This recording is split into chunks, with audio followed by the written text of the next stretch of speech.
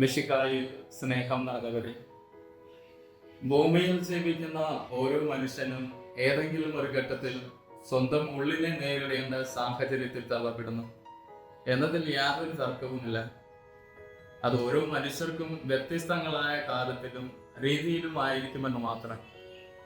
മത്തായിക്കത് ചുങ്കപ്പുരയും ഒരു സ്ത്രീക്ക് ദാഹമകറ്റുന്ന കിണറും, ചിലർക്കത് കടൽ തീരവും, വേറൊരുവന് കാൽവരിയുടെ മീതെ നെടുകയും കുറുകയും വച്ചു കെട്ടിയ കുരിശുമൊക്കെ ആയതുപോലെ, അങ്ങനെ ഉണങ്ങി വരണ്ടുപോയ ഉള്ളിലെ ഉറവകളൊക്കെ വീണ്ടും ജീവന്റെയും സമൃദ്ധിയുടെയും ആത്മാഭിഷേകത്തിന്റെയും ഒക്കെ ജോർദാനായി രൂപപ്പെടുത്തേണ്ട സമയം.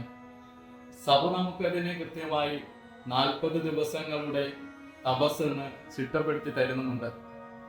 ഒരുവന്റെ അല്ലെങ്കിൽ ഒരുവളുടെ ഭാവനയും ചിന്തകളും ഇച്ഛകളുമൊക്കെ എത്രമാത്രം ക്രിസ്തുവിലേക്ക് ഏകാഗ്രമാക്കപ്പെടേണ്ടതുണ്ട് എന്നതിൻ്റെ കൂടി ഓർമ്മപ്പെടുത്തലാണത്. കുറെ കൂടി വ്യക്തമായി പറഞ്ഞാൽ, അതൊരു മനുഷ്യന്റെ ഉള്ളിലെ നഷ്ടപ്പെട്ടു പോയ പ്രകാശത്തെ തിരയേണ്ട സമയം. പഞ്ചേന്ദ്രിയങ്ങളുടെ പ്രവർത്തനമറിയാതെ മറ്റേതോ അദൃശ്യമായ അനുഭവത്തിലേക്ക് നാം ഒന്നായി തീരുന്നതിൻ്റെ അടയാളം മാത്രമാണത്. എന്നാൽ ആ സൗഭാഗ്യത്തിന്റെ ദർശനം ലഭിക്കാത്ത മനുഷ്യർക്ക് ഇപ്പോഴും നഷ്ടപ്പെട്ടു പോയ തങ്ങളുടെ പൊന്നാണയങ്ങളെ യൂദാസിനെ പോലെ ആത്മനിന്ദയുടെ ഇരുട്ടിൽ തിരഞ്ഞുകൊണ്ടിരിക്കുകയാണ്. പരമാനന്ദത്തിന്റെ ആന്തരിക പ്രകാശത്തിന്റെ കിരണങ്ങൾ ഏറ്റുവാങ്ങുന്ന മനുഷ്യർക്ക് അത്തരമൊരു ബോധോദയത്തിലേക്ക് മിടി തുറക്കുവാൻ കഴിയുകയുള്ളൂ എന്നതിൽ യാതൊരു സംശയവുമില്ല. വിശുദ്ധ ഗ്രന്ഥത്തിന്റെ ആദ്യത്തെ അധ്യായത്തിന്റെ തുടക്കത്തിൽ തന്നെ അതിന്റെ സൂചനകളൊക്കെ മറഞ്ഞു കിടപ്പുണ്ട്. ദൈവം അരുൾ ചെയ്തു, വെളിച്ചമുണ്ടാകട്ടെ. അവിടുന്ന് വെളിച്ചത്തെ ഇരുട്ടിൽ നിന്ന് വേർതിരിച്ചു.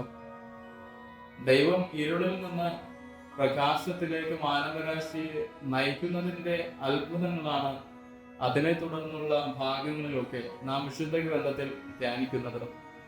അതിൻ്റെ ഓർമ്മപ്പെടുത്തൽ കൂടിയാണ് മനുഷ്യന്റെ ആന്തരികതയെ ഉണർത്തുന്ന വാഴ്ത്തിന്റെ അല്ലെങ്കിൽ പ്രത്യാശയുടെ വചനമായ നമുക്ക് ധ്യാനിക്കുവാൻ സാധിക്കുന്ന ഗുരുമൊഴിയായ നിങ്ങൾ ലോകത്തിന്റെ പ്രകാശമാണ് എന്ന അഭിഷേകത്തിന്റെ ഓർമ്മപ്പെടുത്തലൊക്കെ.